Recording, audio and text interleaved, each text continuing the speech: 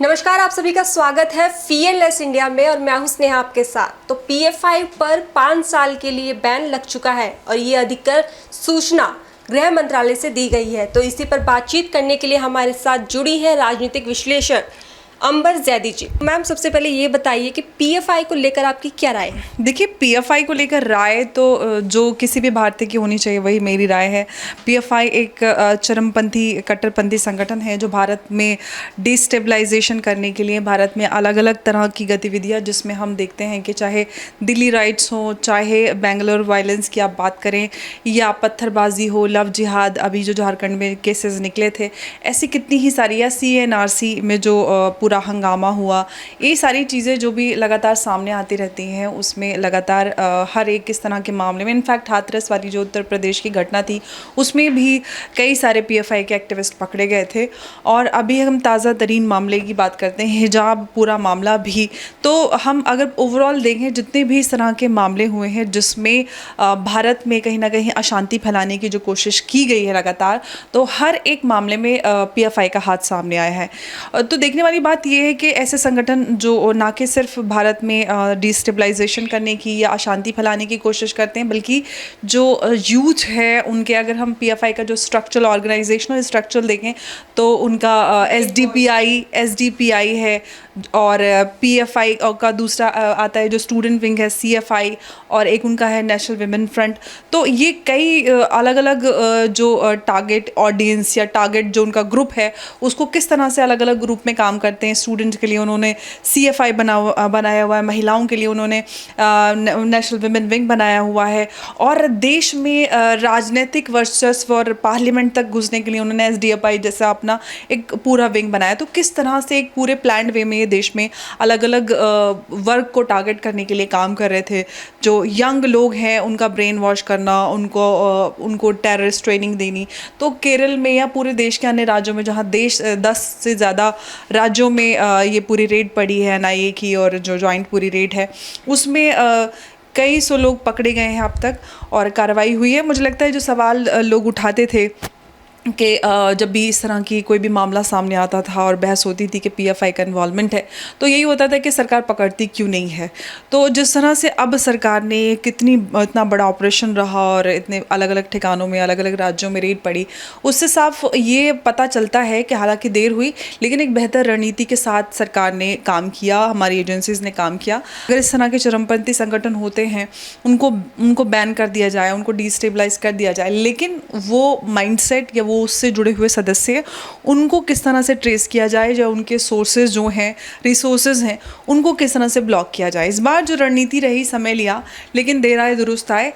अब पूरा के कौन कौन सदस्य हैं, कहाँ कहाँ से उनके तार जुड़े हैं, किस तरह से उनके पास फंड जुटाते हैं, कौन कौन सोर्सेज हैं, तो बेहतर रणनीति के साथ जो इस बार हमारी एजेंसियों ने काम किया है, ये एक बेहतर रणनीति, और आगे इस तरह के जो माइंडसेट हैं, इस तरह की सोच के लोग हैं, उनको ब्लॉक किया जा सकता है। PF5 जब बैन हुई, मतलब आज ही सूचना मिली है कि PF5 पर 5 साल के लिए बैन लगा दिया गया है। तो ऐसे में कुछ नेताओं ने PF5 बैन को लेकर स्वागत किया है, तो वहीं जो है सरकार पर निशाना साध रहे हैं। तो बात करें सपा सांसद शफीकुर रहमान की, तो उन्होंने कहा कि PF5 पर बैन लगाना क्रूरता है। ये BJP जो है 2024 के आने वाले चुनाव के लिए वोट के लिए कर रही है, ताकि मुसलमान डर जाए, इससे वोट जो है वो मोदी सरकार को दे। क्योंकि PF5 जो है मुसलमानों के पक्ष में काम करती थी, उनके लिए बहुत सारे ऐसे काम किए हैं जो मुसलमानों के लिए केंद्र सरकार ने नहीं किया है। तो इस पर आप क्या कहना चाहेंगे? देखिए, शफीकुर रहमान बाग की अगर बात करें तो बहुत ज़्यादा बुजुर्ग हैं, मैं उनको बहुत ज़्यादा सीरियसली नहीं लेती हूँ, क्योंकि वो जिस तरह की बात हमेशा से करते आए, वो हमेशा बहुत ही एकदम तालिबानी सोच के वो एक बुजुर्ग हैं। मुझे लगता है कि ना तो वो किसी मुसलमान का वो प्रतिनिधित्व करते हैं, और ना ही मुसलमान उनकी जैसी मानसिकता रखते हैं।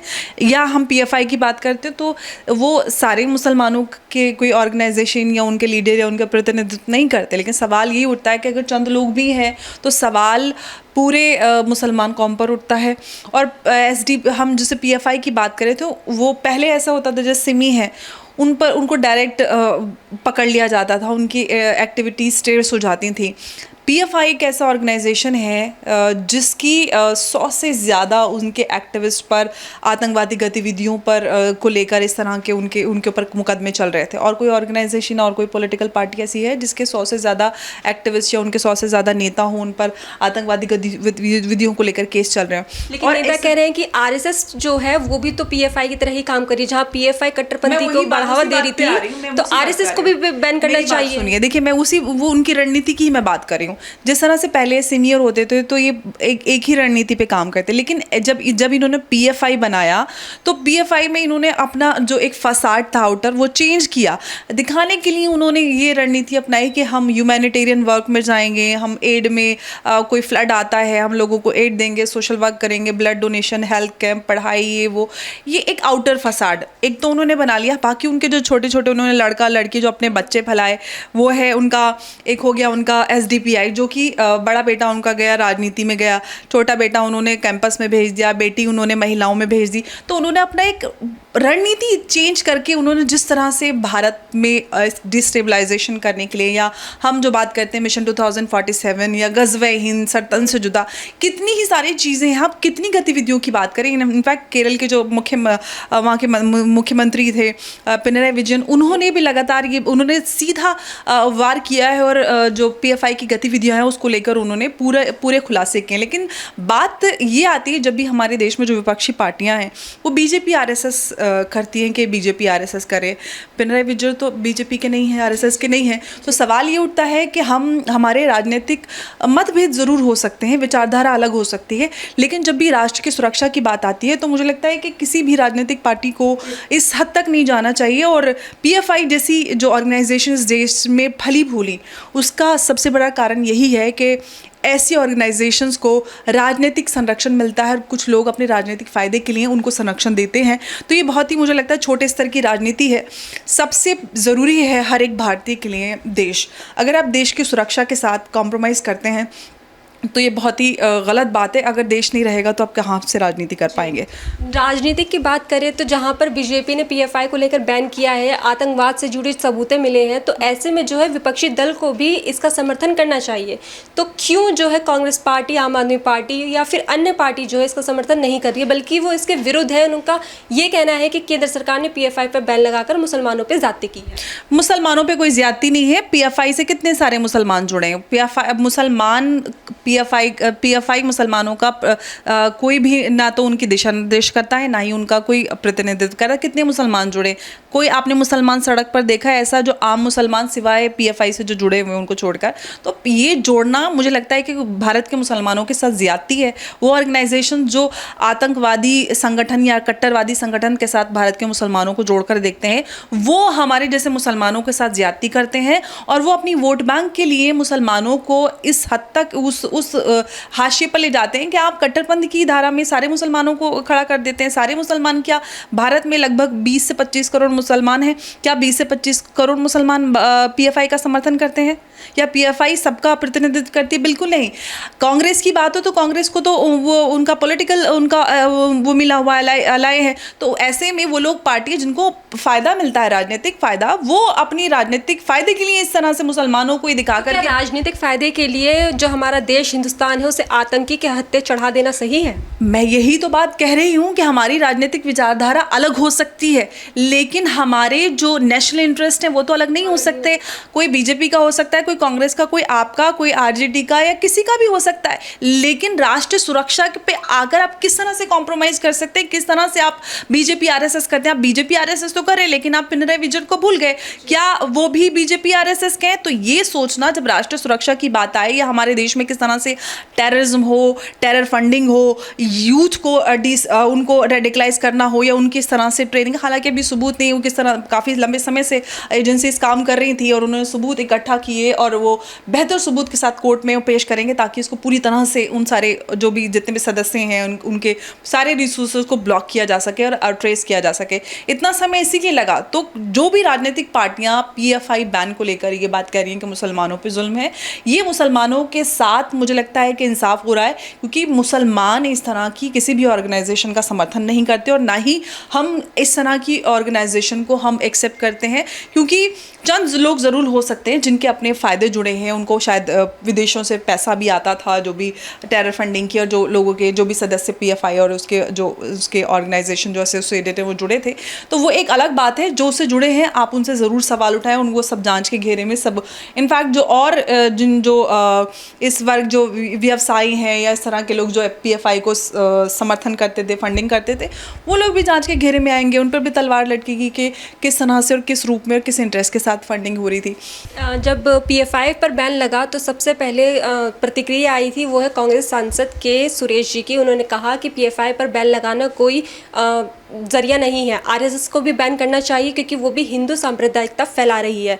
तो वहीं उन्हीं का समर्थन करते हुए लालू प्रसाद यादव, जो कि सीएम के पूर्व मुख्यमंत्री हैं, उन्होंने भी कहा कि आरएसएस को पूरी तरह बैन कर देना चाहिए। तो इस पर आप क्या कहना चाहेंगे कि मतलब पीएफआई को कैसे कंपेयर कर रहे हैं आरएसएस से? ये तो इसे कहते हैं मानसिक दिवालियापन। मैंने अभी जब हम बात कर रहे थे बोला था कि पीएफआई एक ऐसा अकेला ऑर्गेनाइजेशन है जिसके 100 से ज़्यादा सदस्यों पर आतंकवादी गतिविधियों को लेकर केसेस चल रहे थे। क्या आरएसएस के किसी भी ऐसे किसी भी सदस्य पर इस तरह के केसेस हैं? तो आरएसएस के साथ कंपेयर करना इस तरह की ऑर्गेनाइजेशन को, मुझे लगता है कि ये बहुत ही ज़्यादा ज़्यादती है, और कहीं ना कहीं उनके जो फंडामेंटल्स हैं, उनके बेसिक्स हैं, वो क्लियर नहीं है। आप राजनीतिक विरोध में इस हद तक चले जाते हैं कि आप देश विरोधी हो जाते हैं। ये सबसे बड़े अफसोस की बात है जो आज की हमें राजनीति में देखने के लिए मिलता है, जो कि भारत के भविष्य के लिए बिल्कुल भी बेहतर नहीं है। आपके विचारधारा अलग हो सकती है, लेकिन राष्ट्र की सुरक्षा की जब बात आती है, हम सबको एक कतार में खड़े रहना चाहिए। जी। तो सबसे अब जो जाने माने जो नेता है असदुद्दीन ओवैसी जी, तो उन्होंने कहा है कि आरएसएस जो ये पीएफआई पर बैन लगा है, इससे तो फिर आप एक काम करिए कि पूरे हिंदुस्तान के मुसलमानों को गिरफ्तार कर लीजिए। तो इस पर आप क्या कहना चाहिए? देखिए, ओवैसी जी लगातार मुसलमानों को पोलराइज करने का काम करते हैं, चाहे कोई भी मसला हो। सबसे पहले उनका एक बयान आता है, हालांकि वो बहुत बड़े कानून के ज्ञाता हैं, लेकिन वो बात बहुत अटपटी करते हैं। मुसलमानों को सिर्फ पोलराइज करने का उनका काम होता है। चाहे किसी देश में कहीं पे भी राज्य में किसी को चुनाव हो, कोई मुद्दा उठ जाए, तो वो ऐसा एक्सट्रीम और ऐसा बयान देते हैं जिससे मुसलमानों में एक कहीं ना कहीं एक नैरेटिव सेट कर देते हैं कि मुसलमान की सोच ये है। सारे मुसलमान ओवैसी को अपना नेता नहीं मानते हैं। क्या वो सारे मुसलमानों को रिप्रेजेंट करते हैं या क्या सारे मुसलमान उनको समर्थन देते हैं? देश में इतने सारे मुसलमान हैं, अलग अलग पॉलिटिकल पार्टीज़ को वो समर्थन देते हैं। तो ओवैसी जी सिर्फ और सिर्फ अपनी एग्जिस्टेंस को प्रूव करने के लिए, अपनी जो राजनीतिक विचारधारा है उसको बनाए रखने के लिए वो इस तरह के अटपटे बयान देते हैं। तो ओवैसी जी ना तो मुसलमानों के, सारे मुसलमानों उनके, वो अपने हैदराबाद के हो सकते हैं, अपनी एग्जिस्टेंस को बनाए रखने के लिए वो इस तरह की बयानबाजी कर सकते हैं और करते आए हैं।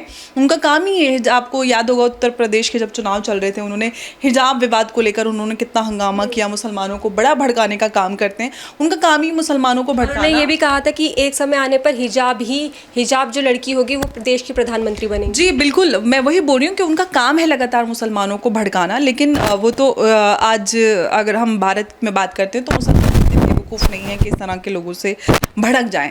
आज किसी भी हम भारतीय की बात करें, किसी भी धर्म या किसी भी समुदाय का हो, भारतवासी बहुत समझदार है और वो अपने अधिकारों को और अपने भले को बेहतरी से समझता है। तो मेरा आखिरी सवाल ये है कि पीएफआई, सिमी जैसे जो संगठन थे, इन पे तो बैन लग चुका है। अब जैसे कि बैन लगने के बाद अगर कोई और संगठन ऐसा आता है तो उसके लिए क्या करे सरकार, जिससे कि ऐसी गतिविधियां या फिर जो आतंकी हमले ये सब होते हैं इस पे ना हो? मैंने स्टार्टिंग में ये बात काफ़ी डिटेल में बात कही थी कि इस बार जो सरकार ने जब भी हम कोई विवाद में नाम आता था तो ये कहते थे कि सरकार क्यों बैन नहीं करे पीएफआई को, जो इतना समय लिया है और इतना बड़ा ऑपरेशन रहा, इतने बड़े स्तर पर देश में कोई भी ऑपरेशन नहीं चला है, इस तरह से इतनी बड़ी संख्या में एक साथ लोगों को नहीं पकड़ा गया है। तो इस बार जो सरकार या हमारी जो जांच एजेंसियां हैं जिन्होंने तैयारी के साथ पकड़ा है, तो कौन कौन सदस्य कहाँ कहाँ हैं उनके, क्योंकि जब इंटेलिजेंस एजेंसीज काम करती हैं तो बहुत ग्राउंड पे इनपुट्स होते हैं, कौन कहाँ पे कैसे कैसे किस वे में काम कर रहा है, कहाँ से फंडिंग आ रही है। तो बहुत ज़्यादा तैयारी और बहुत बेहतर सबूतों के साथ काम किया है। और इस बार क्योंकि उन्होंने जो इतना समय लिया है वो इसीलिए लिया है ताकि वो वापस कहते हैं ना इच्छाधारी नागिन की तरह दूसरा रूप लेकर नहीं आ जाए, तो सिमी से वो पीएफआई या इंडियन मुजाहिदीन बन जाए। अब ये नहीं हो पाएगा। पूरी तरह से ब्लॉक करने की तैयारी है कि उससे जुड़े हुए जो भी सदस्य हैं उनको पूरी तरह से ट्रेस किया जा सके, उनके रिसोर्सेस कहाँ कहाँ से हैं, कहाँ कहाँ से फंडिंग हो रही है, ये सारी तैयारियां करके ही पूरा ये बड़ा एक्शन लिया गया है।